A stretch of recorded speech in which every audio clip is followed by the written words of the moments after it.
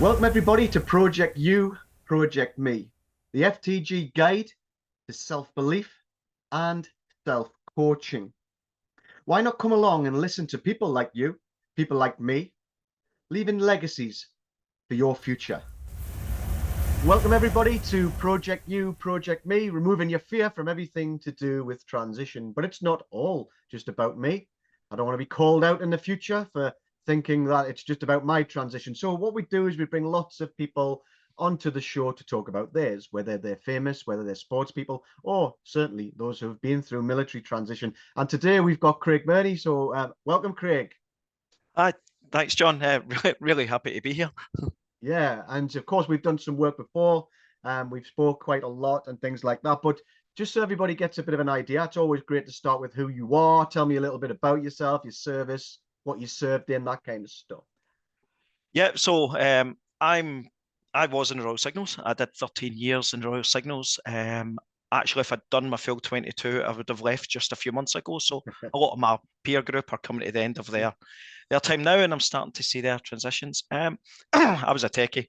I was an IS geek, and you'll remember what you called the IS geeks. But I was always hands on, and I did a lot of organising. It's like techs go through the ranks a lot quicker than others just by nature of it. And I started to find I was really, really good at organising, and I liked the organising bit of it. So I always had this plan of I'm going to go into project management, and yeah, I know we'll get into it, but I've found my feet, and I've actually developed on beyond it to the point I now try and help others. Yeah, it's we'll definitely get into that project management piece. It's actually the main point of why we're doing this podcast today. But um, you know, what you're doing now, then exactly who you're working for. Just give a bit of a plug to your company, all that kind of stuff, if you can. Yeah, so I work for NHS Scotland as a Fantastic. programme director. So I'm currently overseeing a digital transformation of child health in Scotland, which is it's something close to my heart. It's probably close to a lot of Yeah. people's hearts of what can I do to make child health better. I'm not clinical. I'm not a nurse or a doctor, but where do my skills come in organising and seeing a vision and that, and I'm loving it. I absolutely love this job. Yeah, no, that's really exciting, and it's nice, and probably no better man to do the job actually. Okay. Um, Talking about NHS as well, we deal with quite a few different regions NHS, and the pinpoint problem we find, and I'm not going to go into this too much, but is there's lots of jobs, and there's lots of service people who want to get into those jobs, but the way in's quite thin, so it's quite hard to process. Yeah, so not in my, I work for National Services. There's another national board, NES, National Education Scotland, and there's a few ex-military in there who are going through an exercise right now of trying to educate NHS Scotland and what the military can bring, service leavers can bring, and also in the job adverts, why are we putting clinical words in if it's not somebody clinical you need? Let's open up. So there's a lot of work going on in NHS Hmm. Scotland. I can't speak for other trusts across the UK, but there's a good move. There's a shift in the momentum, Yeah. and it's certainly for people to look out for. Yeah, I mean the success will come with money because they've got Yeah, to invest in it. You've got to get people yeah, doing it because if you've still got loads of jobs and people all understanding it, and you've got loads of people coming in, it's how are they coming through?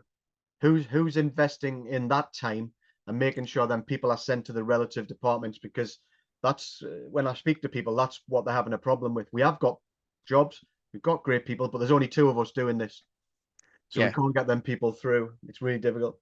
But it's interesting and it's great to see that things are getting done because everybody working together and everybody understanding is the way forward. It has to be. But your transition, so yes, it was a while back, and you would be a 22-year point now, a couple of weeks ago. But how was your transition?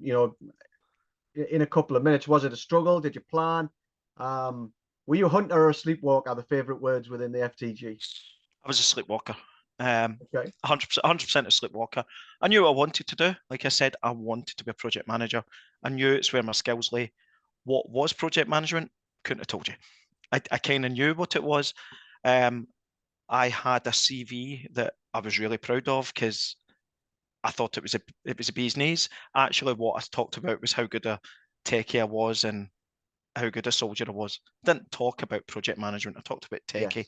So I was, the thing that you tell people not to do, I was firing the same CV out to everything. Project manager job, there it is. Getting nowhere. I think I had a few interviews. They were just interested in who I was. They weren't actually interested in the job. So I ended up staying a techie. I got a good techie job. Fantastic job. Can't complain about a job. Great wee company. But I knew it wasn't me. So I'd kind of just signed off. I still think it was the right point to sign off. And yeah, I think sleepwalking was the right word. Into a job, into Civvy Street. And yeah, made the transition, but was it what I wanted to be doing? No, it wasn't. Yeah. And it was simply because I think maybe at the time LinkedIn wasn't what it was. The community out there wasn't there. I didn't have, or I didn't feel I had people that I could call upon out of the blue to say, "Can you give me some help?" Yeah, I agree with that. Years ago, there wasn't. I mean, I left in 2017, and it doesn't feel like it does now. But that could have been a little bit of me as well, because I didn't really put my heart and soul into it. But it has increased. Yes, when you say I didn't put your heart and soul, you probably did, but just not in the right direction. And I think, I did commit to getting a job because I had a wife and kids to suddenly I had to get a house and look after. But I would say I didn't commit to actually learning what a project manager did. I think I had a wee bit of maybe, I don't know if it's arrogance, but that I'm leaving the military. Look at me. I'm a sergeant. Hire me. I think I had that attitude. Yeah, I think some of that's born in the military as well, though. We're told we will land a job as soon as we get out. We're better than everybody else. Yep. And clearly, when you get out, you realize that's not strictly true. And these people, if you want to call them civvies, have got years on us, and that's one of the problems. Yeah, and actually what I've learned over the years and you've learned is civvies don't work any less hard than we do. They just talk a different language. Yeah. Yeah. I speak to people about this all the time. Don't think that you're going to walk into stuff just because of the military. So Yeah. some of the best people I've met have never gone anywhere near the military. They're unbelievable individuals. So you get good and you get bad in everything, I guess. But I want to talk a little bit about project management. Now, I love your posts. I love a little bit of depth sometimes. So when I see a Craig Murney post coming up, I'm thinking, here we go. I've got, 15, 20 minutes to really understand what he's saying here. But project management, let's talk about that, because I thought I was a project manager. You thought you were a project manager. Perhaps we were, but our direction was probably in the wrong area. We were going down rabbit holes. So you put posts out about project management, and I'm not going to talk about what I feel about it and where the problems are. I'll let you do that. But why are you putting these posts out there? What's the reason for that? So the reason for that is, like I said, my transition, I wanted to be a project manager. Yeah. I just didn't know how to go and sell myself. So thankfully, I moved into project management after my techie job and I've sort of developed from there. And with hindsight, I'm starting to look back and go, oh, I was doing that, or I was doing that sort of paper. When I talk about what's a PID, a project initiation document, we were writing them in the military. We just called them warning orders. Yeah, when I started to look at that, that's where my posts came from. So you and I were project managers. We were just talking the wrong language, And I had a call with an old colleague yesterday, just chatting through things, and I'll use it as an example now. We were chatting through organising a mess ball. You've probably been PMC or on the committee, as a lot of people have been. They've seen all the ins and outs.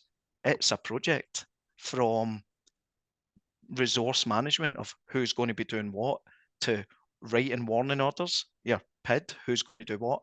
Budget management, people speak about they don't think they have budget management in the military. If you've been part of a committee for a mess do, you've got budget management from entertainment to food. So all your plans, you'll go through dress rehearsals, you need to speak to different stakeholders, your power, your logistics, your food, third parties. You need to think about ecological stuff, noise pollution. When you start to think about it, there's nothing in there that's particularly military. It's organising for an event or a, as I call it, a go live. You're thinking about what could go wrong, but you're trained in it from day one. In your first exercise, if something goes wrong, go to this RV. That's no different in what we do in project management. If this goes wrong, we'll do this.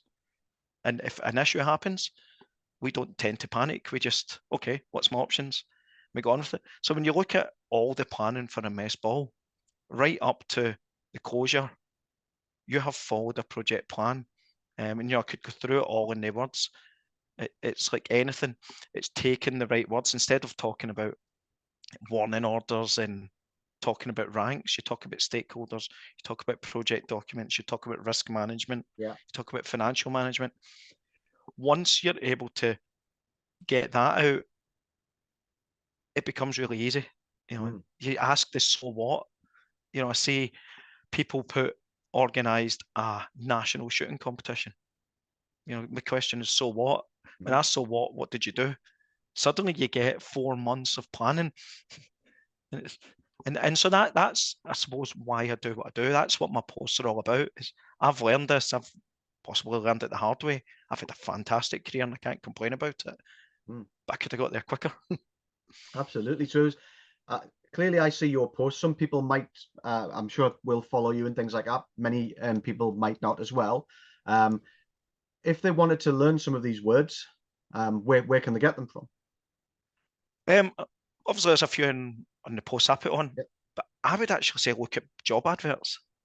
Job adverts for any project manager all tend to have the same kind of language. So if you're going on there, you look at 10 job adverts, you could have them all up on your screen. Start picking out the keywords, and if you don't know what they are, it's easy to look them up, and then you maybe reach out to somebody.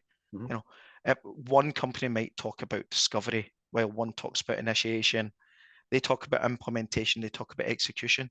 They're all actually talking about the same. They're all talking about the same thing. It's just understanding what it is they mean by that.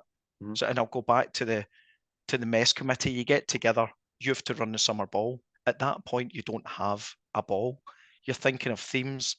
You're thinking of who's going to do what, who's looking after decorations, who's looking after entertainment, food.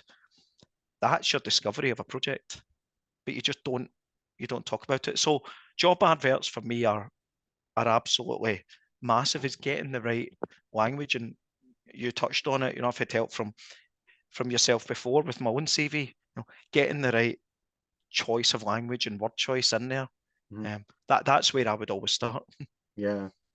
It all comes back to the ownership bit again, isn't it? The understanding, all the stuff that we go on about. It's a funny old story. We all talk about the same stuff. So there must be some problem there when leaving the military. In our mindset of how we working this stuff out. One of the things that I show people is a simple formula, a simple platform that you can use. For example, if you wanted to pick 20 job descriptions out in a relative area, and you can actually very, very quickly work out what each one of those jobs is saying within a couple of seconds. And actually, then you've got a group of words, and some of them are going to be the same. Well, that's the kind of stuff people are talking about. That's the stuff you need to understand and then relate it to what you're doing.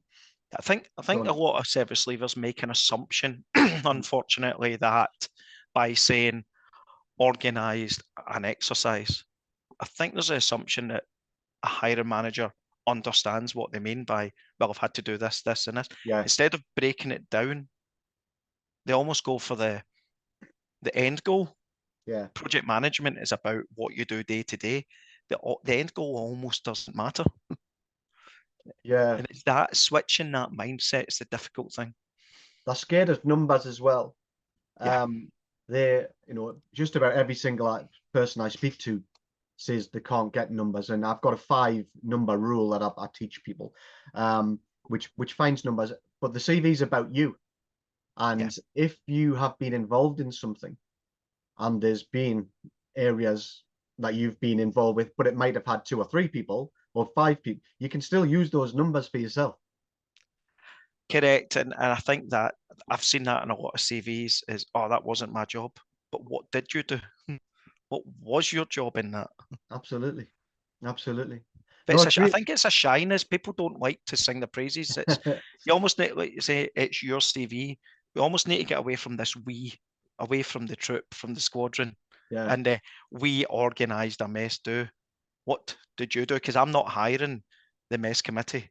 I'm hiring you. Yeah, one of the things I see in military people is they believe that CV, whatever the writing, is going to go on the wall for everyone in the military to read. It's as if something in their head saying, if I write that, everyone's going to call me out on it. Well, Yeah. actually, no, they're not. This is going in front of a person that's going to change your future. No one else is going to see that. So I'm not saying, you're going to lie and all that kind of stuff. But what you're writing down on there, you can express yourself. You can express how great you are and extraordinary and all that kind of stuff. But military people tend to say, I'm just going to back down from that because if anyone sees this, they're going to call me out on that. Do you see that? All the time, it's a shyness and being confident in yourself. And don't get me wrong, I'm still like that. I'm 9 years on, and I still talk. I'd prefer to talk about how good a job my team's done. However, when it comes to my CV is very upfront and bold about I created this, I led this, I developed that. It's got to be, even if I've pulled in 10 people to help me on an idea, I've done things in NHS of here's a good way of doing it. It's still me leading it. So that's going on my CV. Yeah, well, you've got to back yourself. You've got to have self-belief. And, if you haven't, if you find that everything you think about the negative, I can't do that. You won't then. But if you change it the other way around and think, do you know what? I am pretty good at this.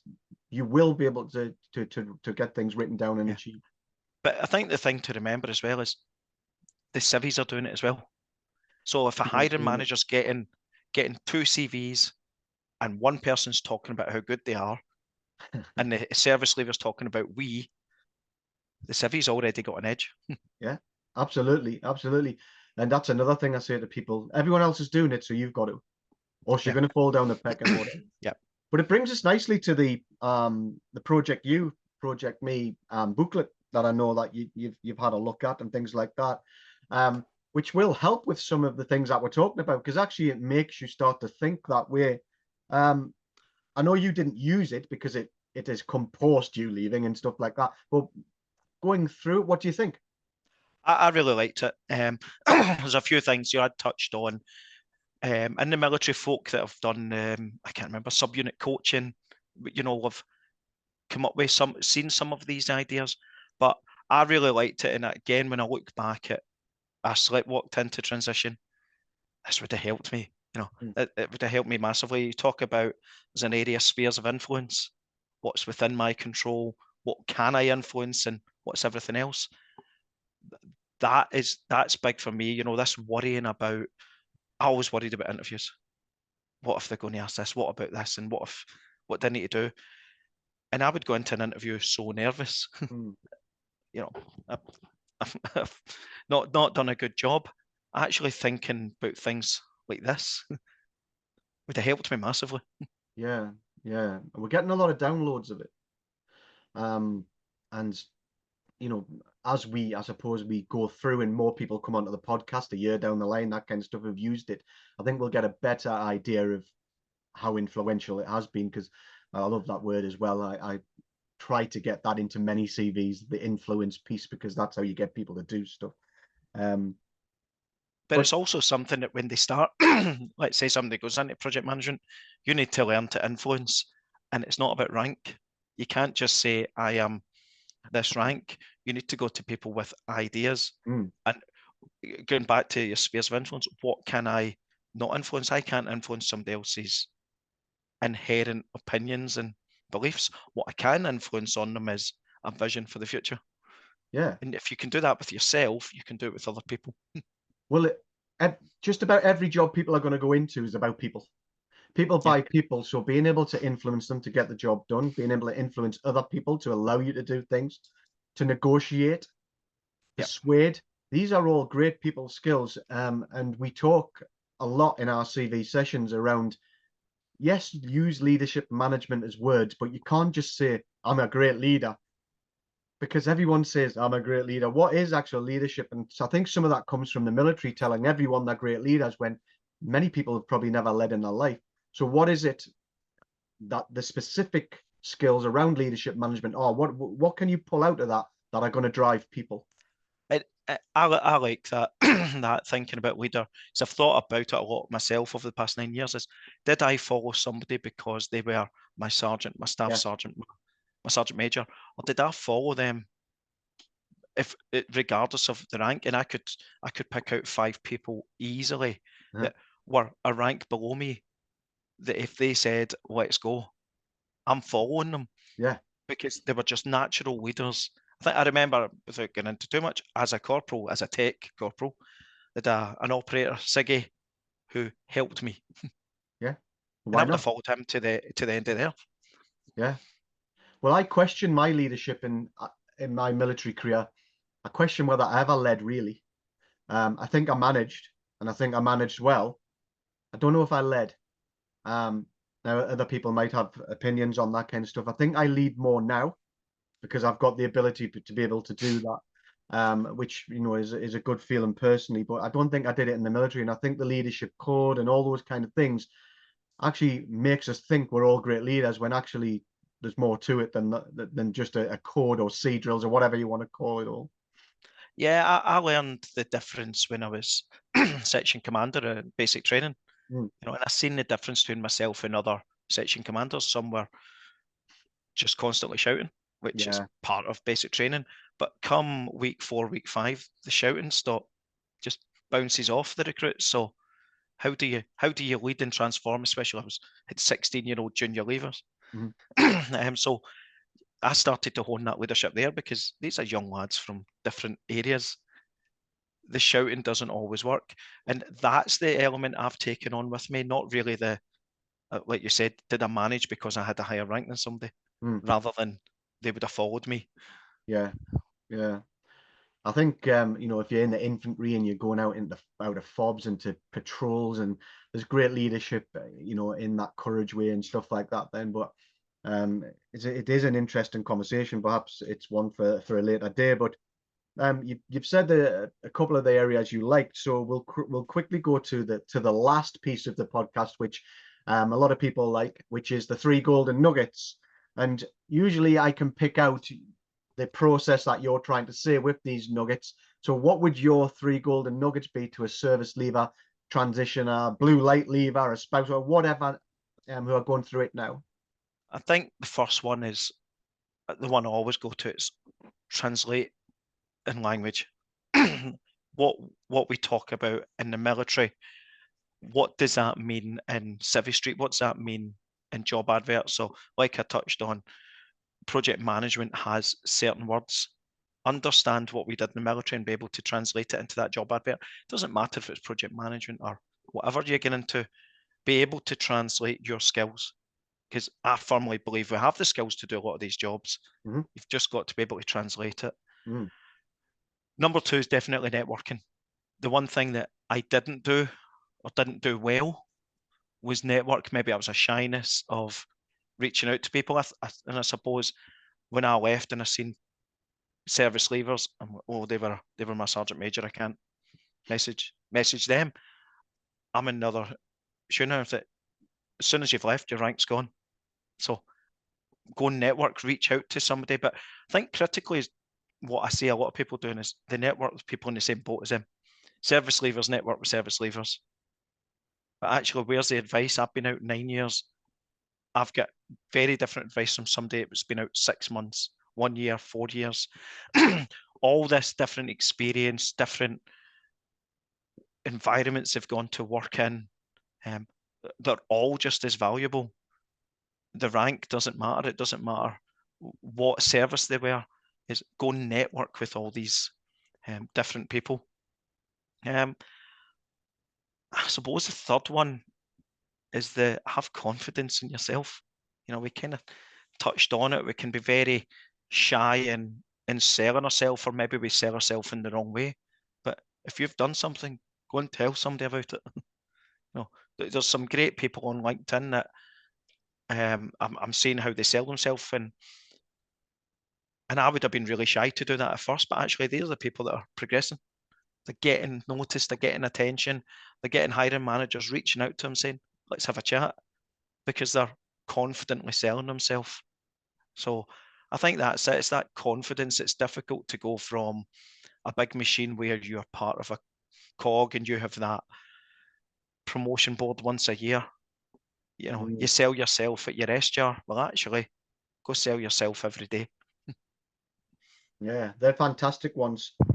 Now, breaking that down, I've got a lot of relatability here. So you are basically saying that you should relate through your language because people are going to pick up on that. Not being relatable because the military speak acronyms, all that kind of stuff doesn't actually relate to anything in civvy speak. Reality, network, relate to all of that. Relate to reality is a big one because if you stay in an insular environment, then you're going to think military all day long. You need to go out in the big wide world and start speaking to people who have been out there and people who might not have served. They're in the real world. You're about to go there, so go and learn what that is. Networking's massive. I was rubbish at it, even though I can clearly, talk till the cows come home. I was terrible at it. I don't know why, but it's took me quite a while to get used to it. But if someone had taught me brand and taught me to network very quickly, I'd have probably got the gist of it. And the other one is relate to others in business, like what you kind of mentioned before about selling you, but don't be afraid to sell it to a managing director or a CEO, because a CEO might have 3 staff, or a managing director might just be one person. In the military, because we then look at it as, oh, that person's at the very top of the tree. They might have 600 people. I can't speak to them. That's not how it works. So go and sell you, which is what you finished on, to anybody, and you'll succeed. Fantastic. Yeah, complete 100%. And one small example of that is an interview I went for when I was leaving as a service leaver, and it was with the managing director. So I'm thinking, managing director, it's a massive company. And I approached the interview the wrong way. I went in almost stuck in this hierarchical way of working. And the managing director kept asking me, I says, flat, there's only like a few tiers to this. I didn't get the job ultimately. And I think it gets back to how I approached it. I just seen managing director and I went, oh, big company. Here's what I need to talk about. Yeah. Well, we'll finish on relate. I think that many people relate to what you're doing, Craig, and actually are leaving legacies. Because every time you do one of those posts, they get bigger, stronger, better, more people are following it. And that's absolutely fantastic. I think this podcast will relate to lots of people who don't know who you are, who are new coming through the transition, just on LinkedIn and things like that. And, they will be able to start to turn their lack of confidence into self-belief and make themselves really relatable to Civvy Street. And I would encourage anybody who's leaving the forces or has been through or is in this arena to get in touch with you and connect with you, because some of the quality and the class that you put out there is fantastic. And if people have got 5 minutes to read it, I would suggest that they do that, because I see a lot of rubbish on there, but yours isn't. And you are leaving legacies, and you should be quite proud of that, mate. Thank you, and I welcome anyone to reach out. I'm always chatting to people, helping, and I don't make any apologies at times for being blunt in some of my posts, because sometimes a bit of harsh realities needed of this is what you're doing wrong. And but as I say, I've been there, I've lived the experience, I've made the mistakes, and if I can help one person make less mistakes, it's worth it. And I'm sure you have, Craig. Well, we'll get you on again as we move further forward, and you've got more more than happy experience to. and you've got more information about the people that have come to you. But thank you so much for coming on today. I know how busy you are. Clearly, the NHS isn't going to turn itself around because you're speaking to me on a podcast, so I will let you go. But again, thank you so much. Thank you for leaving legacies. You're always welcome at the FTG, and I wish you all the luck in the world, mate, and I'll speak to you soon. Thank you for having me on, and thank you for the help that you gave me to get me where I am. So I'm sure that was all you, mate. But stay safe and take Thanks care. a lot. Bye-bye, mate. So, ladies and gentlemen, that's Project You, Project Me. Thanks for listening in. But remember, we have a Project You, Project Me guide to self-coaching. to self-belief, and it can all be downloaded on our website. We also do the 5 fundamentals: CVs, professional writing. We do brand, we do CPD, making sure you're going in the right direction. We're also looking at your elevation, giving you 2 times the chance to set up your interviews before your first actual interview. And also we look at your financial plan, massively important for your future, for you and your family. So why not come along? Have a look. What you got to lose? It's all free. Stay safe.